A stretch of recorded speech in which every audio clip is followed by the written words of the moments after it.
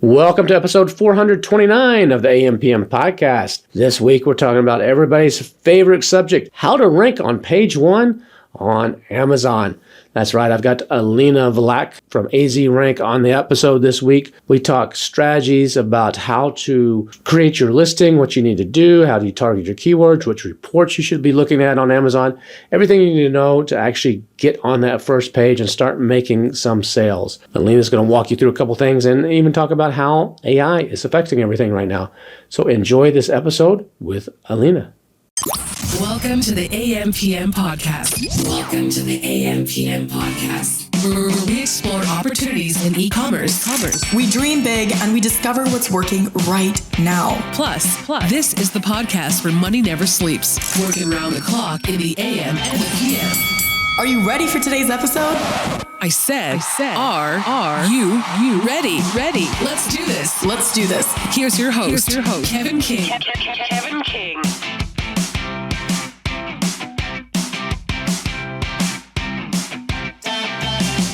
Coming to you all the way from Austin, Texas, and Romania. That's right, Romania. Alina Vlaic, how you doing? Good to have you finally on the AMPM podcast.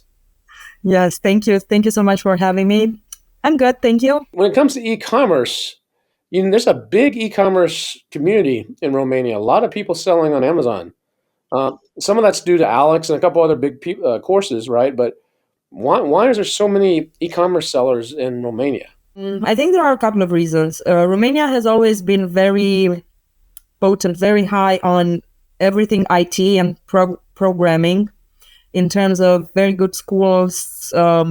Recruiters still come nowadays, big IT companies, to recruit from Romania because we have good people. That leading to a lot of websites, online websites. We don't have Amazon here, but we have a similar one called EMAG, which is an international. It's in also Hungary, Poland, Bulgaria, everything from the same marketplace. They're copying a lot from they're inspiring themselves from Amazon quite a lot. But it's big. We've been with them, I think Costin was one of the first 10 sellers to sell on this marketplace. And this was like many years ago, 2007, something like that. Yeah, it's e-commerce is big here. People, younger people started to embrace this, but also I think that IT had quite a lot of importance. And also it's not a huge country, but it's not. I mean, we're 20 million in quite a small landscape. So yeah, I think that's pretty much it. A lot of young entrepreneurs starting their own businesses, and everybody, of course, went online. Doesn't matter if it's actually selling physical products or services or whatever. The average wage in Romania for the average worker is not real high, right? So a lot of people in e-commerce can what we might consider in America to be just pretty good wages or pretty good earnings from our Amazon store would be considered very wealthy by Romanian standards, right? Yes. Now we're not that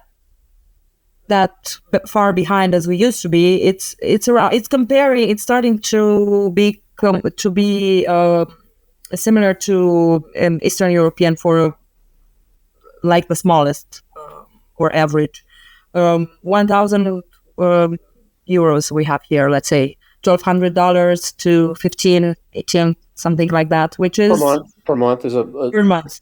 So it's about 25,000. About 25 to 30,000 US dollars per year. Okay, that's that would be like a good wage for a good middle class worker. Yes, or is that more like a doctor's wages? Not doctor's wages. No, they are a lot. Like I don't know, maybe school teacher, corporate, low to middle. Not management, like a level of in a corporation, something like that. So how'd your husband Costin get into being one of the first 10 in e-commerce? Was he already running some stores, or he had some distribution, and this came along and they invited him, or he saw the opportunity, or how did that were you all together then? He's been in he started his own company in 2005.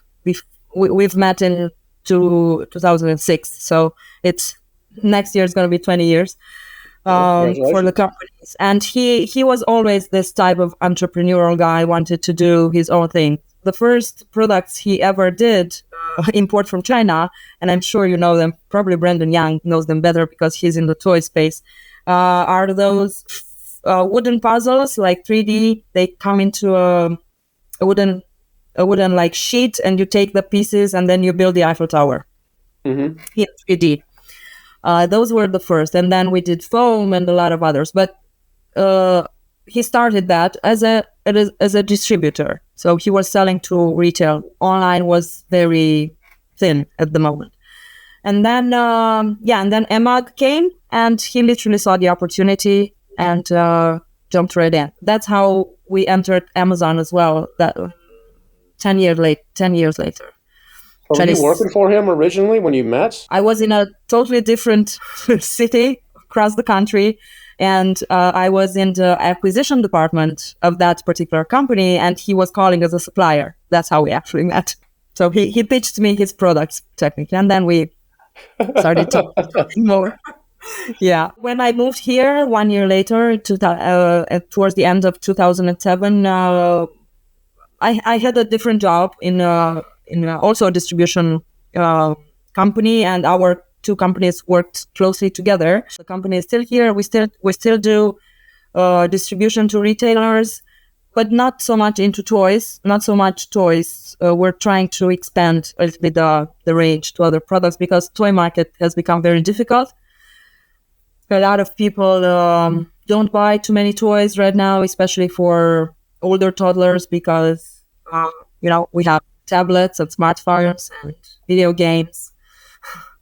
But we're still here. So literally, technically, it was an opportunity. We're still selling on the marketplace. We also are on the vendor side of the platform. But this is a whole different business. Nothing related to Amazon. Not even the same products. Just this is just for Romania. When did y'all branch into Amazon itself? Amazon came to our attention. Actually, Costin was the one who discovered it. It was late 2016, early 2017, something like that. We were with them started to explore a little bit. What does it mean? We both realized it was pretty complex, and we decided to buy a course. And it wasn't Alex's, because you know Alex. It was there were two other guys. I don't know if you ever talked to them. They were called Mava Sports. Very good sellers, very smart. They exited their business successfully a couple of years ago. But then we took that course and started learning. And this is something that I have never told you in none of the times that we've met. But the actual video that made us sell on Amazon was yours. It was 15 minutes. I think I have it somewhere. It was on a black background, and I remember it was related to helium-10, and you were explaining that it's better to have 50 products that sell 5 units a day rather than one product that sells to 50 or 500 units a day, because of course you then get hijacked and things like that. And this was 2017, 2018, probably. No, 2017, because we started the end of 2017. So that and the course, and then we started to look into helium-10. There was a lot of content there. Well, helium-10 back then had only like 3 tools. It was helium-3. And now it's like helium-27. Who counts? I love count. Exactly. Around 15. So you started selling in the U.S. marketplace. Do you also sell in Europe or just U.S.? Europe. We started in Europe. We started in Europe, okay. And we used, this is actually a piece of advice I would give anyone trying to enter or to give it a try to Amazon in 2025. If you already have a business similar, or if you can relate anyhow to my story, I mean, with our story, because we had physical products in the warehouse, and we said, okay, let's use these products rather than to place an order for a container or I don't know how many pallets in China, since we don't know the business very well. So we found a brand that we were already selling. There were garden slides for kids, pretty compact, but you used to unpack it and put it in your garden. Not huge, but still 1, 2, 3, 4 meters long slides. And These are the slides like you put water on, they slip down them? Or yeah, some of them had water. The plastic ones that had a few stairs and maybe some other accessories near. But the main thing was the slide. Some of them had the hose to put the water and slide over. And we spoke to the brand. The brand was had some listings on Amazon. I mean, you could find it, but none of them were available. So they weren't focusing on that business. So we asked for their approval to sell those on Amazon UK. That's how we started. So basically, it was a kind of a wholesale model, let's say, in today's words. And we did pretty well for a couple of years. I think it was one summer, and then the next whole year, we sold, I don't know, 2 or 3 containers. But remember, we were doing FBM from Romania because they were so big. It wasn't worth it to send them into FBA. So we were doing FBM from Romania, and then we started to explore Germany. And I think that's all. Yeah, Germany. That's all we had back then. Germany was recently opened. And then after this, we tried another brand. It was Swings. In the same scenario, we did well. And then we said, okay, now it's time. Now we know Amazon, right? We know how to do a listing. We know how to do PPC. We know this and that. We know some tools. And then, okay, so we're ready to do a private label. And we did. That's when we launched. It was 2018 when we first launched in the US with a baby brand. Knocked it out big time. Failed it. Successful. Yeah. It was our very harsh lesson that we didn't know nothing. I don't know if you're allowing nasty words, so I say nothing. No, just kidding. So no, we realized, we knew some stuff, but we really need to learn because it's a completely different competition, completely different market. Pretty much normal. I mean, if I'm looking back now, I'm saying how could you be so naive to compare UK and it's it's a much more competitive market for sure, and much more cutthroat. Exactly. It's the biggest. So you're still selling today, right? Still operating your. Nothing of what I've spoken here. So the baby brand, we closed it after we sold out. Oh, actually, we didn't even sell out. We brought the last couple of 100 units.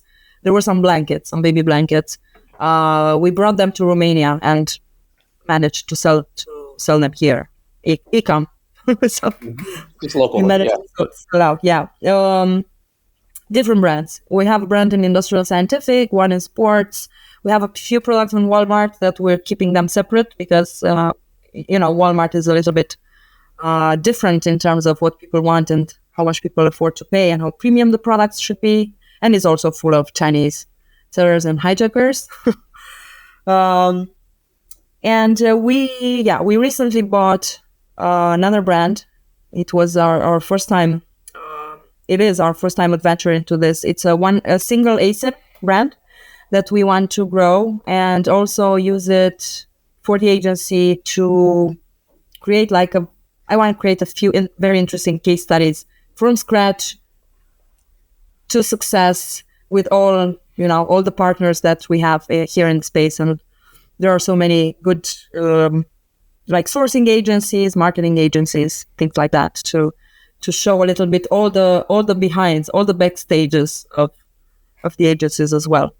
So how did you evolve? So you started off selling in Romania, then expanded into Europe, and then came into the US, lost your, then regrouped, and now you're doing good. Then somewhere along the way, you decided, you know what, I'm going to start a little service on the side. Maybe it was you saw an opportunity, or maybe it was like, we need some money for inventory. How can we do this? We need to figure out a way to raise some more money. So you started AZ Rank. When did that happen, and what led to you starting AZ Rank? It happened 2018. It was right in the middle, actually, we were still having we still had the baby brand, and we were struggling with it. So I came to one point when I was literally trying everything. So from Facebook ads, Instagram, Pinterest, Google, you name it, whatever it was on whatever people said it worked for them, I was willing to try. And of course, like all products launches back in those days, I did giveaways.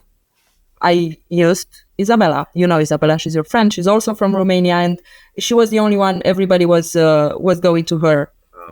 If what everybody was using her from Romania. So just to explain to those listening that might be new to selling on Amazon, the back in like 2015, 2016, you could actually give products away to people in exchange for a review. And so you could just give someone a product on Amazon, 100% discount, and they would get the product, and then they would leave a review, and they had to put a disclaimer that would say something to the effect of, "I received this product in exchange for my honest opinion," or something like that.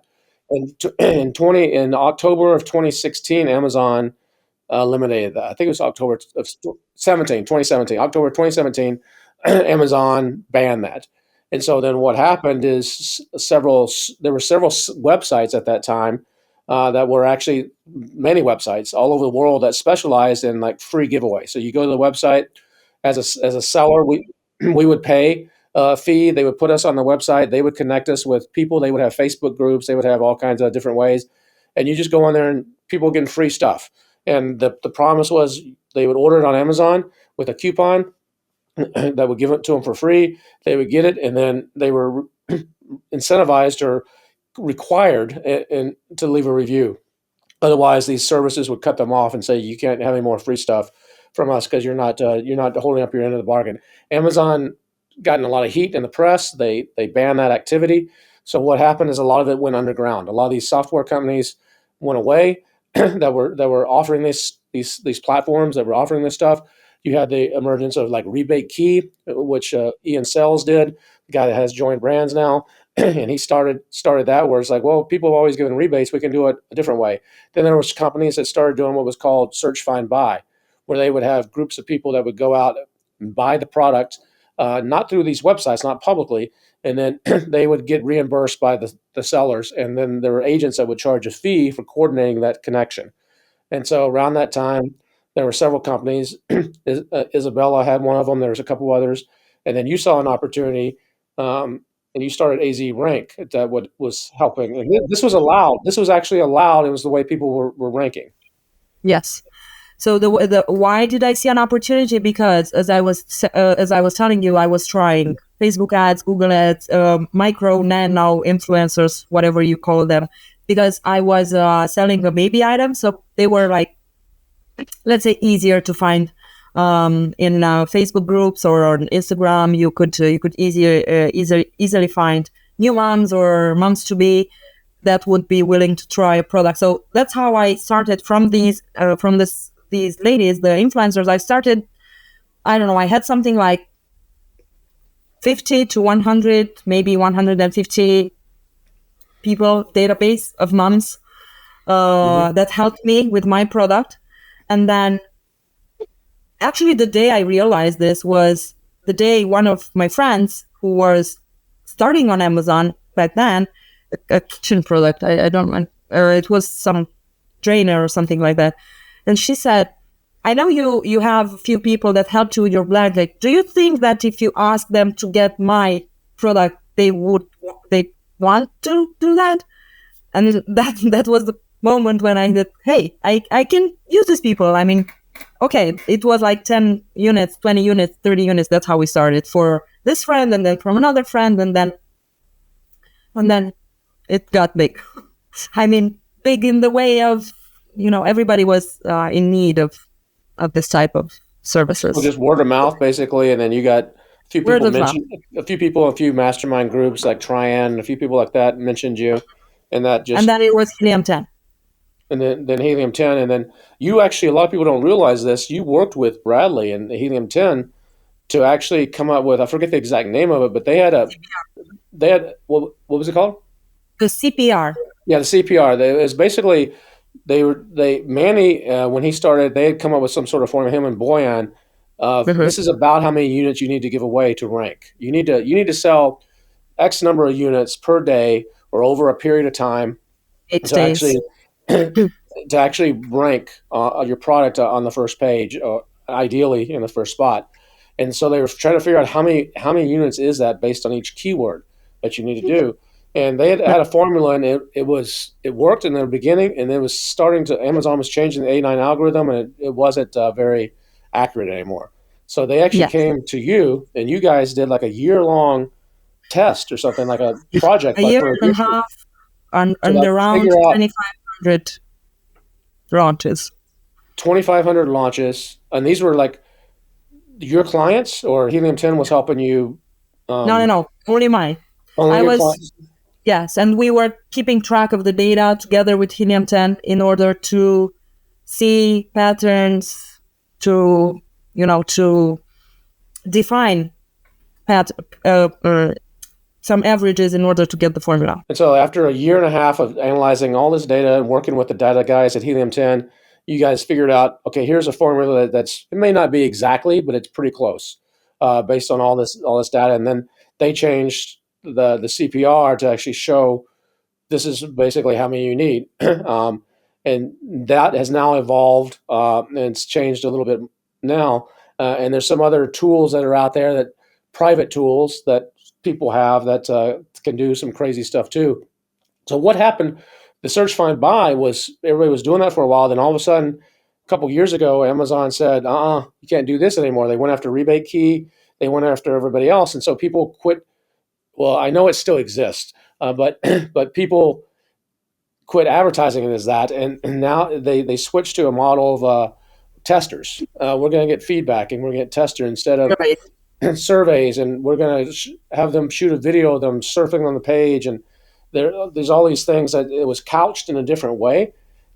Still basically the same thing, but it's just some extra steps and some extra things. So where has the rankings now, with all the AI and with all the new stuff that's happening, and the A9, and there's people out there who will say, oh, there's a new A10. There's no such thing as an A10. So anybody that says there's an A10, shoot them in the There is head and run away. That's just marketing.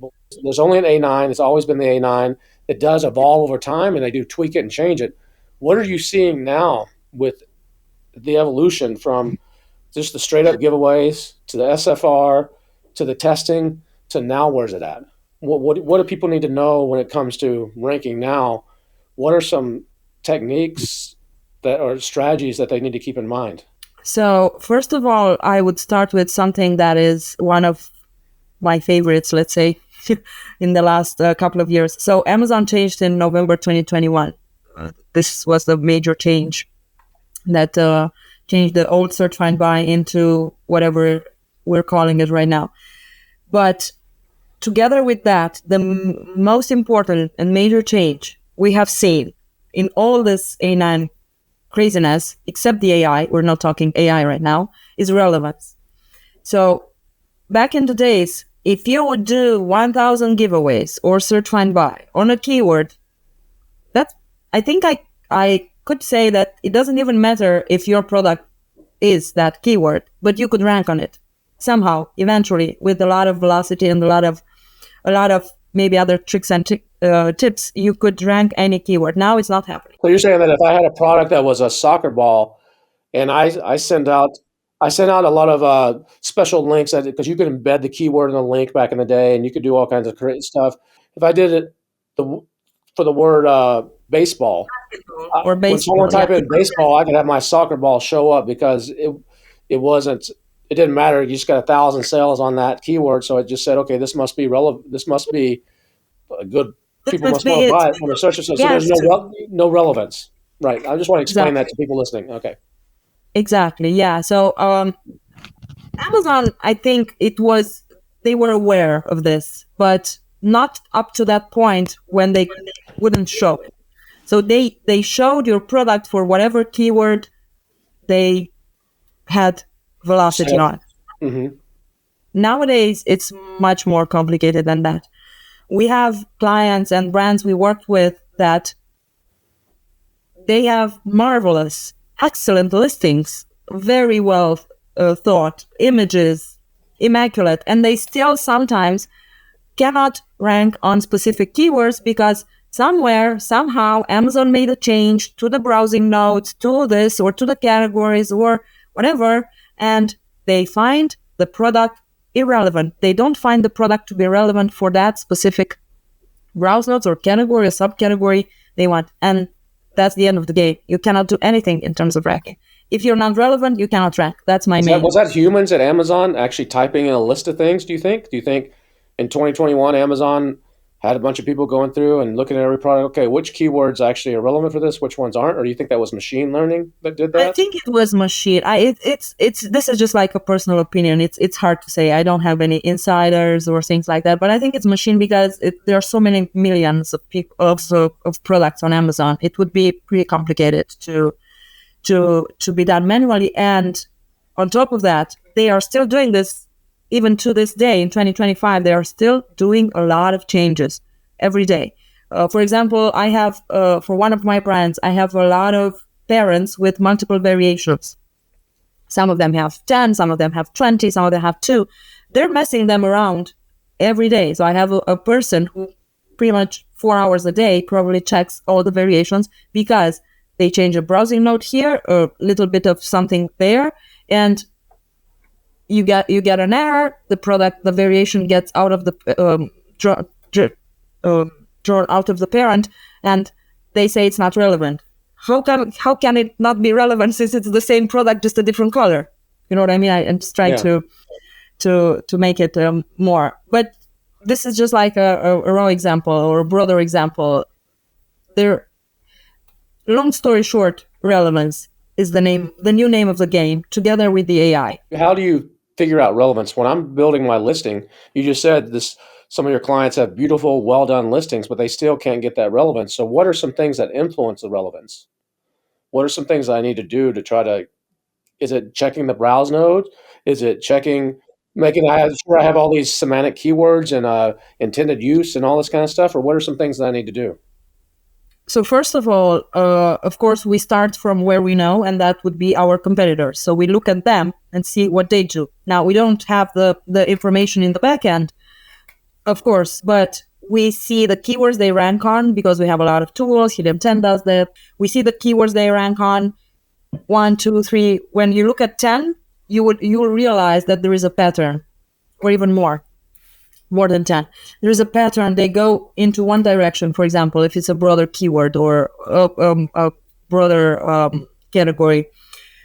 Look at competitors. Make sure to fill every possible cell and field in the flat file. This is something a lot of sellers don't pay enough attention to. And it is very important because, first of all, one, you are safer, let's say, in terms of hijackers, if you have all your products, all your fields checked. If everything is checked, they cannot go and make contributions to your listing through their hidden channels they used to do it. That's number one. And number two, the more you feed the flat file and the whole listing with data, the more you'll get from the algorithm. Sometimes you just need to, sometimes it's trial and error. You sometimes need to go back, change something, give it some time, see if it's better or not, because we don't have exact formulas for all the fields. I mean, we know what to put in some of the fields, but the flat files are huge. And in today's landscape of Amazon, in my opinion, in our opinion, flat file is one of the first places for AI and for everything algorithm, let's say. So the first place they look, it's not the front end or the back end that we see in Seller Center, is the flat file. So if I'm launching a new product, I just came up with a new idea. I went to Helium 10, did my research, and I figured out that, I don't know, a slow feed dog bowl is a good opportunity right now. And I've got my list of 20 keywords. There's maybe 200 keywords that are applicable, but I'm going to target these 20 because I think I can compete on them. Maybe the people have less reviews or whatever, all the other requirements. There's less people on those keywords. And maybe it's not the big keywords. They're the middle of the pack keywords. Then I come to you and I say, Alina, I need to launch this product. I'm going to start running some PPC ads, and I don't have a list of customers though, of my own customers I can go out to and say, hey, my brand just launched a new product. Check it out. What do you do? So you do your own analysis using Helium 10 and some other proprietary stuff that you have, and then what do you tell me? Like, okay, Kevin, you got this dog bowl, and I gave you my 20 keywords. I think you're going to tell me, no, Kevin, those aren't the right ones. You should do these based on your analysis, and then what happens next if I come to AZ Rank and I say I want your help to get this thing going. This can go for like 1 hour, just this question. Just give me the short end of it. The short end, so people listening are like, or just the gist. Just the gist. Okay. So yes, we do our own analysis based on not only tools, but now we have information inside Amazon, which is formed out of two things called Product Opportunity Explorer, which gives you the best keywords of each niche, each category. Basically, those are the keywords that Amazon sees relevant for your product. That's number one. And number two is SQP, Search Query Performance. Those two reports are the two reports that people need to pay attention to: the Search Query Performance and Product Opportunity Explorer. Product Opportunity Explorer. You, Kevin, are launching a brand new product, right? So you don't have any data in SQP, in Search Query Performance, because it's a new product. Right. Yes. However, if I may, there is an episode of my newsletter a couple of weeks ago when I was saying, how can you get data for a new launch with doing the test launch? I'm not going to go too much into that, but it's a very interesting concept. You can actually spend like $50 or $100 and get this SQP data for your brand new product. So you can have both to look at. So I take my brand new product and do a test with it, or I buy a competitor's product and just kind of... No, you just... I kind of fake it? No. It's you make a listing, a true, very real product, and that, for example, you are going to sell your product for like $20, you would price this of $200, so you make sure nobody sells it. We used to do that in the old days. I used to do that exactly where nobody would buy it, but I just want to see how the PPC was going to run against it and stuff. Okay, all right, I got you. Now you can use it for SQP, and it gives you some really good data that otherwise you don't have it. So you have the product. Then you get rid of that product. Then you just close that listing down, and then because you don't want. If some crazy person buys it, you just. I had that happen one time. I did dog treats, and this is like 5 years ago. I did exactly what you said. Is I went to Walmart and I bought my competitor's dog treats, just so I had, and I sent it in because I wanted to be FBA, so I had to have inventory in stock, and I put it at, these were like $7.99 or something. I put it at $213 or whatever, so no one would buy it. Somebody bought it. I was like, you got to be kidding me, and I felt bad. I canceled their order because I was going to cancel the listing, but yeah, it was crazy. But that's a good technique. It is. Go ahead. Continue. Yeah. So now we have some data from Helium 10 or some other tool, right? We have the Product Opportunity Explorer. We have some data from SQP. All this data, and I have your list of keywords because you brought them to me. Now we take all this together. I cannot give you an exact recipe. We don't have an exact recipe because we analyze them manually, even to the day. Each campaign is different. Even if you are launching the same product as I will be launching in the same category, there will still be two different launches, two different sets of keywords, because we have different budgets, we have different approaches, we have different goals. What I would say, to keep it short, as I said, from these lists of keywords that we have, we'll make a top based on your goal, right? Because if your product is in a less competitive niche, I'm going to say, Kevin, let's do some surveys or giveaways or however you want to call them in today's language with our model, the way we do them right now. And I would say, okay, 15 days and this group of keywords, and you will be in a good place. After these 15 days, we're going to focus on the big keywords, and then we're going to be talking about different budgets and different story. Or you might be a seller that wants to bring it all in and just win the niche after 30 days, which I don't recommend. but there are people who do that. And then it's a different story. So depending on your goal, depending on your budget, depending on how competitive the niche is, and everything that I've mentioned before, we come up with a strategy to you. Then we discuss that strategy and bring it to life. What does this cost me? I mean, what am I looking at if I'm not going to be aggressive, if I'm not going to be the guy that wants to own it in 30 days? What does that cost you? Okay, like you said, your keywords are right in the middle. We usually recommend to go with a bunch of keywords, not just one. Minimum of 3, ideally 5 to 6 keywords during the launch, but small ones. It's relevant and related. That's also a very important thing. So your keywords should ideally have the same root keyword, all 6 or maybe 3 and 3. And the root keywords inside them will be your main keywords in the next phase. Can you explain what a root keyword is for those listening that might not know? Would be, for example, garlic press, which will be found in a long tail keyword, which is garlic press stainless steel or red garlic press. And based on these keywords, I would end your product costing like $20. I would say all in all together with our fees and everything, $2,000. And for $2,000, then is there any promise or guarantee, or are you just saying that I'll get you ranked on page 1? I wish I could guarantee and sign something, but no, there aren't any guarantees. However, what I can guarantee and what we constantly do is come to you and say after a couple of days, and I would say, Kevin, something is not doing well. This is what we should do, or everything is going extremely well. You're already where you're supposed to be. Let's reconsider. Let's readjust. This is something that we do. And this is the most complicated part of everything, to keep adjusting the campaign as you go in order to get the best bang for your buck. How long do I have to maintain this? Because this is all dependent on I have a good product. Because if I do all these steps and spend this $2,000 and the reviews start coming in and they're all bad, or there's a lot of bad reviews, it's going to derail the whole thing. And basically, I just spend a lot of money, and I'm just going to be spinning my wheels.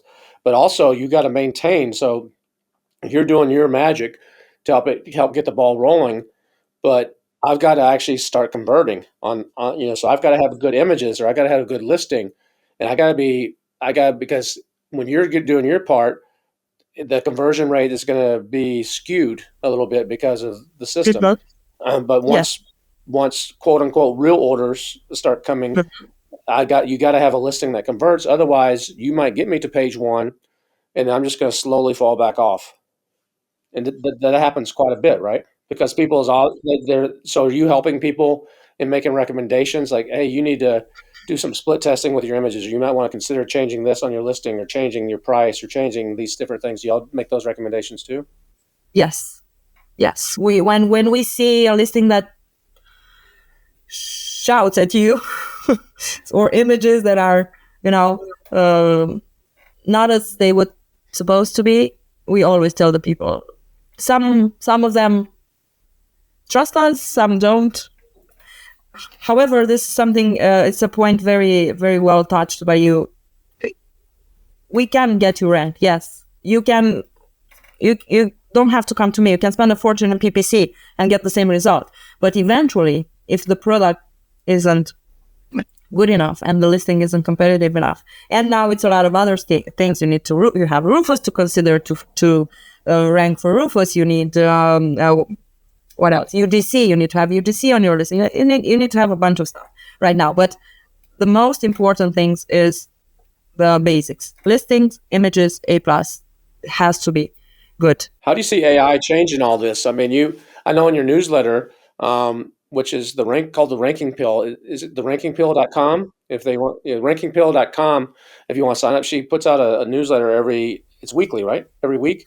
Bi-weekly. It's sorry for interrupting. It's just on our website. I don't have its own website yet. So it's azrank.com and they can find it. Okay. Yes. If you go to azrank.com, and you're hosting it. I think I saw on Beehive, which is a good platform. That's what I use for my newsletter. You just did something for how to actually Rufus. Can you tell us a little bit about that? Yes. So basically, that was based on Trion's idea. You know, Tryon. I read something related on one of his courses a couple of months ago. The long story short is how to reverse engineer the AI, Rufus, in order to get data from Rufus about the product you are willing to sell so that you build your listing towards Rufus. So then when I am going to go and ask as a buyer, right? What product were you launching? I forgot. The slow feed dog bowl. Slow feed dog bowl, right? And I don't have time, right? I'm driving my kids to school and I go to Amazon and I say, hey, Rufus, which is the best slow feeding dog bowl on Amazon? And should give me yours, or at least to be on the list. The way to do that is starting backwards and asking right now, Rufus, hey, Rufus, which is the best slow feeding dog bowl? And you get a list of answers.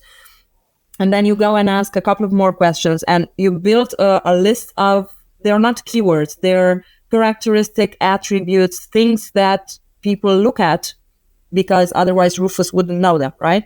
And you build all that together and then go to ChatGPT or Claude and draft one or several listings and then choose one of them. Ideally, I would see this, I didn't mention this in the newsletter, but I think I should have. I would see this done as a split test to actually realize whether it's an improvement, it's a real improvement in conversion, because yes, I've seen something, but I cannot give you like the real data or numbers because we don't have any from Amazon yet. In terms of, what's your position in Rufus? I think one of the things you did is you asked it, like on the slow feed dog bowl, is like, what's important? What are some important features I should look for in a slow feed dog bowl? And then you did I think you showed it like an intent, like what does a slow feed dog bowl do? How does it help a dog? And it spits back a bunch of answers. And then you keep reverse engineering it that way. And then you look at those answers and then you're like, okay, now I need to make sure this is what Rufus thinks is important. I need to make sure that stuff is now in my listing, or I'm mentioning it, or I'm relevant for these types of phrases or this type of content. And that then you should start appearing more in Rufus when someone asks the question, what's the best dog bowl? Because you meet all those requirements of what it thinks the best dog bowl should have. That's pretty much how I see the AI nowadays, especially on Amazon. We have to think backwards. We have to, as sellers, we have to feed it what they want to see in our listings in order to get better results, in order to beat the competition, technically. When it comes to images, there's a lot of talk that with Amazon recognition and comprehend, they're actually taking a look at images now, and the context of your images makes a difference in how you rank too. I remember with the baby blanket in back in the days, the meta description in the Photoshop, it was a thing. From what I've seen, it's coming back. It's not just the meta though; it's actually what they're analyzing the photo, and like now they're analyzing they're getting there. Yes, but I would start. I was giving the example of like a beach umbrella. If I need an umbrella, if I'm going to the beach and I want an umbrella to put over me when I'm sitting on the sand to keep the sun away. If my pictures, at least one of my lifestyle pictures, doesn't have someone sitting on the beach with an umbrella over their head, it's just people walking down the street in the rain with an umbrella, which the same umbrella might be fine, or they're sitting at a barbecue around the pool or something. It's not going to have as high of relevance because it's not in that. So Amazon's not just looking at the metadata, the keywords and the phrases you put, but they're also looking at the context of the image and analyzing the image. And does this image convey that this is for use on the beach? Yes. And I think the next step is going to be the videos, all the videos, which when I say all the videos, I'm talking about the videos in the listing, below the photos, the videos in the reviews, what people say, and the video in the related video section, the other videos. Everything should speak about the same thing. We're back to relevance. See? It's all about relevance. It's right. It's all about relevance. Now, you did the ranking stuff, and then you saw an opportunity, and you branched off, and you're doing press releases and some other stuff too, right? Yes. So we have a big community of people mostly in the US, because some of these other solutions that we have for servers are in the US. We have some talented people in our pool of people, let's say, and we started creating some UGCs for some brands. But it's not an influencer type of UGC. It's literally UGC that you need to have on your Amazon listing before you launch. And I'm going to repeat this in capital letters: before you launch. Like, when you make your product live, make sure you have even 1 or 2 videos is enough. Even if you have to do it yourself, it's so important, because if competitors come and upload videos on your listings, which they can do, then when you wake up and realize that you didn't put any and you want to put them, you might never win the first spots in those other videos. And that's something that can easily be prevented. So yes, we're doing this type of UGCs, lifestyle photos and videos, real people, not influencers, only dedicated to enhancing Amazon listings and optimizing them. And yes, we do some press articles as well, which is quite of a different model than others. It's a CPC-based model. Basically, we feature your product or your brand, but it's not going to be charged. We don't charge anything if there isn't traffic. And the main goal of these press articles is driving traffic to the listing, not necessarily converting or giving sales. Of course, that's a bonus, right? Because we're putting the attribution link inside the articles, but main goal is traffic. Just sending social signals, basically, backlinks and social signals and SEO. Yeah. Exactly. And Amazon rewards that. Amazon rewards high quality traffic, external traffic, even if it doesn't convert. We've done some tests and we've seen this. Empty clicks, let's say, they're not empty, but they didn't end up with a purchase, but they helped rank that product on specific keywords without any other additional action. So just the traffic coming from a good domain. Now, are you just doing all these services just in the US, or are you also helping European sellers with AZ Rank and the press and the UGC? The ranking, we do it in all across Europe and Canada. Now we're trying to go into Japan and Dubai. This is a project for this year. And press articles, we have US and UK. UGC for now, it's just US, but it's probably in Q2 of 2025 we'll have Europe as well. So what's next? What's your next big project or big secret that you want to let the cat out of the bag on? The biggest project we have for this year is, as I told you, Japan and Dubai in terms of ranking. I think there's quite an interesting approach there. But also this brand that we recently bought, and I want to transform it into, I don't know if you remember how Project X was in the days, but even more than that. Like you're going to have your own coffin shelf. You're going to have your own coffin shelf. I'm not going to do a coffin shelf. Everybody's going to copy. You're going to come out with something, then everybody's going to go, oh, that's a good idea. And there's going to be like 700 of them, like there are coffin shelves now. What's so funny? So Bradley was doing the Project X at one point of it. I don't remember. And we were discussing coffin shelf, and he was presenting it everywhere. And I was getting requests from people launching coffin shelves. And I said, seriously? Guys, so you're being creative. Exactly. I mean, I think that happens anytime something's featured somewhere in a webinar. It's like all of a sudden all the services start saying like a bunch of weighted blankets or a bunch of dog leashes or whatever. But hey, Alina, this has been great. I really appreciate you coming on and chatting today. We're both fighting a little bit of a cold, but I think that's been some pretty cool information for everybody. If people want to know more or find out more about your company or what you're doing, what's the best way? Well, either message me. I'm on all socials with my name, which is on the screen, Alina Vlaic, or find us on azrank.com. Just shoot us a message in the contact section, and I will be happy to just talk or exchange ideas or debate some